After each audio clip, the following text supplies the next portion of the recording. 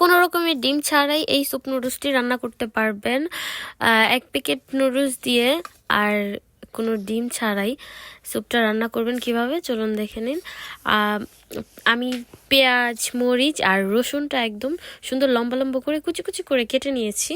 তো ওইভাবেই কেটে নিলে ভালো হয়, ভাজাটা সুন্দর হবে।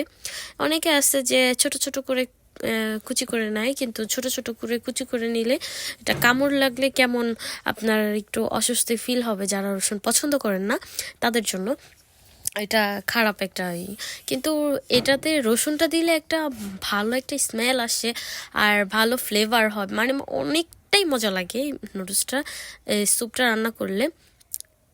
এখন পানি দিয়ে দিলাম, পানি দেওয়ার পরে এই নুডলসের যে মশলাটা আছে ওই এক প্যাকেট নুডলস দিয়ে তো রান্না করব, তো এই মশলাটা আমি দিয়ে দিলাম। মশলাটা দেওয়ার পরে এখন নুডলসটা দিয়ে দিব।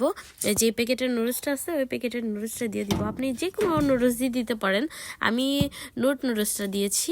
তো নোট নুডলসটা ব্যবহার করেছি, এটা খুবই ভালো। তো আমি এখন দেখেন বলক এসে পড়ছে, দেখলাম পানিটা একটু কম হয়ে গেছে, পরে আবার একটু পানি অ্যাড করে নিলাম। থাই স্যুপের যেই প্যাকেট আছে ওইটা দিয়ে দিলাম। আমি সরাসরি দিছি, আপনারা কেউ এমন ভুল করবেন না। সরাসরি না দিয়ে আপনারা একটু পানি অ্যাড করে ওইটাকে মানে ফেটিয়ে নেবেন সুন্দর করে, তারপর দিয়ে দিবেন, আস্তে আস্তে দিয়ে দিবেন, নাড়াচাড়া দিবেন আর দিবেন, তাহলেই আপনার এটা ভালো হবে। আমার এটা কেমন যেন হয়ে গেছে, এই যে দেখেন, আপনারা দেখে নিন, এই যে কেমন হয়ে গেছে, গোল গোল গোটা গোটা হয়ে গেছে।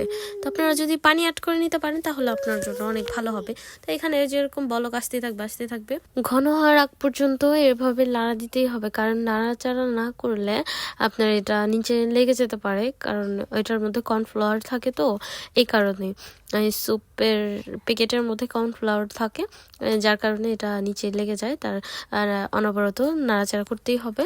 নাড়াচাড়া করতে করতে আপনার এই যে যখন ঘন হয়ে আসবে তখন ম্যাগি মশলাটা দিয়ে দিবেন। ঘরোয়া পদ্ধতিতে যেই স্যুপ নুডলসটা রান্না করা হয়েছে, তো আপনারা আশেপাশের যেই সহজ উপকরণ দিয়েই আপনারা রান্না করতে পারবেন, আর বেশি কিছু অ্যাড করতে হয় না।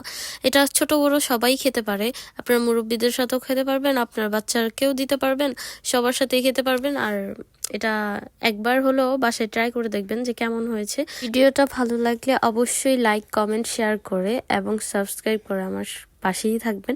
আমি নতুন ভিডিও শুরু করেছি, তো আমার চ্যানেলটাও নতুন, সবাই আমার পাশে থাকবেন অবশ্যই। ধন্যবাদ।